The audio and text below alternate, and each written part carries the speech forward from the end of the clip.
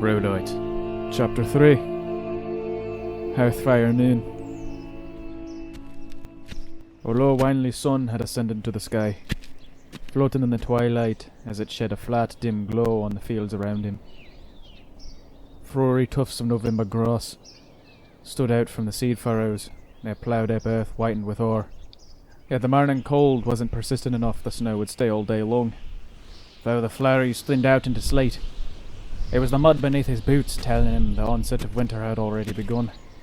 In its hollows and rifts, the uneven path was frozen. The ice was cracking under his treads. Not far from him, the driveway ended up in a 6-foot wooden gate, framed by a rather grown-out garden edge, bordering the cornland and its meadows from the mansion behind. Slowly, the blacksmith approached the fence. This time, he had a long, close look at the building and the cluster of trees around. The fruit trees had grown since he last stayed here. Not much, but maybe strong enough a skillful young boy could climb up. That thought made him smile, and just when he reached for the door bolt to push it open, a familiar but unexpected sound caused him to glance up again. Soft clopping from the Grange's backside, encouraged by a child's voice. When the boy and his white Shetland pony came in sight, Ciarán could do nothing but stare. He had the same blonde curly hair, somewhat darker now, but not the same shade of strawberry blonde his mother had. For 5 years he was tall, just as noticeable as his brothers had been, but rather lanky. His legs seemed a little bit too long for his body, but the pony was proper, if not exactly hide at withers. "Good day, sir. Can I help you?" Ciarán blinked and almost flinched from the entire accent-free English. This was most certainly not the slangy, casual way of talking he was used to, and just for a moment of gasp, his hand clenched around the top of the end crossbeam, his palm still pressed against the wooden fence. It was locked. Growing confused, Ciarán shook his head to think straight again. "Yeah, are the masteries here? I mean the landlord, sorry." Skeptically, the boy narrowed his eyes and sized him up. A moment later, a cheeky smile played on his lips, and he gave a small giggle. "Ah, you're one of the labourers, right? But today's Sunday, don't you know?" Ciarán blinked again. "Sunday? No work day. The Bible says so." His son beamed at him, wholeheartedly proud of his lecture. "You should better come back tomorrow." Yeah, no, wait." He gave a gesture with his hand. "I'm not seeking work, I'm here for a visit. This farm's still Conaughey's farm, isn't it?" "Sure it is. My parents' farm. Do you know them?" Yeah, I'm..." Ciarán hesitated. Suddenly his mouth felt dry. "I'm an old family friend." He paused again. Very old." He couldn't help but speak in dark humour, but Quinny giggled in the cup of his hand. "Older than I am! But I will call them, no problem. They will be glad you arrived on allowances." He walked his white pony towards the gate. Then he took the rein and quickly but conscientiously he tied it up to the fence post. It was by mere instinct when Ciarán approached the door and reached out to bury his hand in the wiry, strong mane between his ears, while his son hurried away. A well-fed and healthy stallion, surely not alone purchased for bringing joy to a kid. Keeping shetties on a farm instead of cart horses could be a vastly cheaper solution these days, and as he knew, Harold Conaughey had always contemplated his own crossover breed. Just moments later, the cheerful yet foreign voice of his youngest reached his ear again. But now he eyed up the man at his side. He still looked familiar in his white-banded collar shirt, trim-tied paisley-woven cravat. Velvet, no doubt, a plain double-breasted dress vest, and a black pinstripe trousers. All that was missing was the hat and his coat. Apart from that, even his spats were down to the last detail, right up to his shoes. Ciarán shot a glance at Quinny again. Both of them wore their Sunday best, but now he realised his son's trousers were riding breeches. Then his eyes darted back, and both men faced each other in a steadfast gaze. Finally Conaughey broke the silence. "Ciarán." He threw him a nod, approvingly, but his eyes were way too serious. I didn't know you were returning so soon. Hard times, he answered back. Seems to me you fulfilled your dream. In spite of himself, a bit too much of an inquiring undertone had sneaked into his voice, while returning his look. He could feel the heedfulness in those eyes, and now breathed against his own upcoming tension. A small but solid beginning, his whilom senior admitted. Yours? I'm on it. And now with a lopsided sneer, once more he reached for the ring in his pocket, held up that jewellery between two fingers, and allowed the older one an expert look at it. Goldsmith gold. 3 months ago. Christ, did you make this? Quinny blurted out in an amazement, and his face lit up with a hint of a smile. It's my masterpiece. He was just about to get back to him when Conaughey interfered. Quinton, please go take Bevan back to the stable. They have to change clothes before meal. Cut off and bewildered, he met his eyes again, but the boy just shrugged his shoulders with a grin. Okay, Dad. Frozen in disbelief, he watched his son obeying. It was only when Quinny closed the door on his way inside the hearse barn that he noticed his stomach lurched. Seconds went by in deafening silence. Then, slowly, and fighting off his consternation, he slid the ring back in his pocket. He could feel his heartbeat throbbing him in his wrists, but was still holding Conaughey's gaze as the comprehension creeped up on him.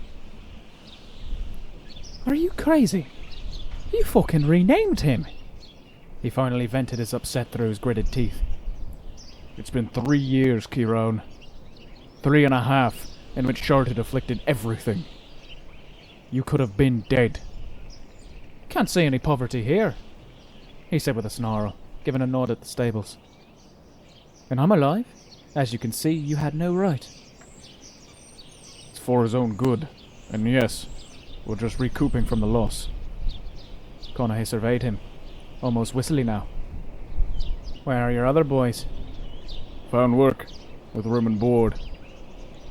Once more, only half the story. But he believed to see a fleeting trace of relief in his face. Without batting an eye, Ciarán took a breath. It was a forced, calming sound, but also trembling. I want to see him. Conaughey shook his head, his smile gentle and patient. I don't know if... He caught his breath in a deep sigh. See, he doesn't even remember you. How are we supposed to explain a truth to him that will prove everything wrong he believes in? His whole life a lie. I can't do this, Ciarán. He's just 5 years old, and we love him, okay? And I'm not willing to do this to my wife either. Not after all those years without any sign of survival. 'Cause paying a scribe costs more than a loaf of bread. Don't get cute with me.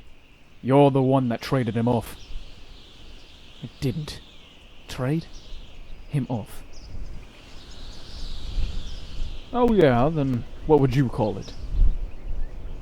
This isn't fair. Close to a fit of rage, his words came from under his breath. You knew I had no choice. I still know, Ciarán. Wearily, Conaughey closed his eyes. Do you think it's fair to him, placing him with us, far from need and hunger, and this never-ending daily grind of working or dying? And now you turn up out of nowhere, just going back to normal. Look, I don't want to take him along on the road. Apart from that, Ciarán, times have changed. Lives have changed. 3 years of life going on. A thought interrupted him as the young man thrusted himself forward against the door and quickly grabbed his sleeve through defense. Please let me in, he's my son. They matched each other, glare for glare, until Conaughey shook his hand off and made a move to turn away. Harold! A hoarse, desperate outcry, but still cautious. He never dared to call his former feudal lord by first name, although they had been on good terms since youth. Still, it caused him to stop a few yards ahead. It's not against you. You have to understand this is far from over. I kept starvation away from the tenants as far as I could, and now... As he lifted his head, Ciarán recognized a look in his eyes he'd never seen before. A sort of faintness, as if the colour in his eyes had been bleached out by overwork and sleepless nights. Suddenly, another awareness dawned on him. His family was always a beacon in the darkness. In fact, it was everything that mattered while going through a rough patch in life. And in Conaughey's life, this seemed to be his last intact fortress. You know, to be honest, Quinchetti's the only one we didn't sell. The blacksmith breathed a deep sigh of relief to himself, putting his forehead against the crossbar in front of him. You start over too. A statement, not a question. While he watched Conaughey through the gap. It would seem so. The landlord answered in his old, well-known candour. Yet he stifled a sigh. Then he turned towards the younger one and pulled a wad of keys out from his pocket. You can come in on one condition. Which is? His voice was still raspy, but now more resigned to the fact that he should at least show some appreciation for this no-win situation. You won't say a thing about it. Not either in front of my wife nor the boy. You're just a family friend, as you claimed before. But... Ciarán, I'm serious. Lowering his voice, Conaughey stepped back to him. And this time, he was the one grabbing the blacksmith's hand in a heartsome but unmistakably grip. I knew we gave a promise. And we mean to keep our word. But we're in enough trouble as it is. For Quinny's sake, promise me you won't tell him a word. I'm not asking you to give up on him forever. It's just for now, okay? Let's wait until he's a little older. Just until things work out again. One good turn deserves another, Ciarán remarked dryly, but Conaughey kept his tense, fact-bound business face. You know exactly this wasn't legal from the beginning on. So take it, or leave it. Again, he reached out through the fence, offering a handshake so they could seal the deal. The new conditions on their old bargain. 3 more years, and if you come back as an armorer by then, I will guarantee you a long-term, permanent position on my private estate. How about this? Ciarán stared at him, torn between that kind of mistrust he had always had against rich people, and a certain deference to Conaughey he'd felt around him since this man became the landholder of his home suburb. Your word on it, he finally demanded, then reached his hand through the gap for a good old sale's consent.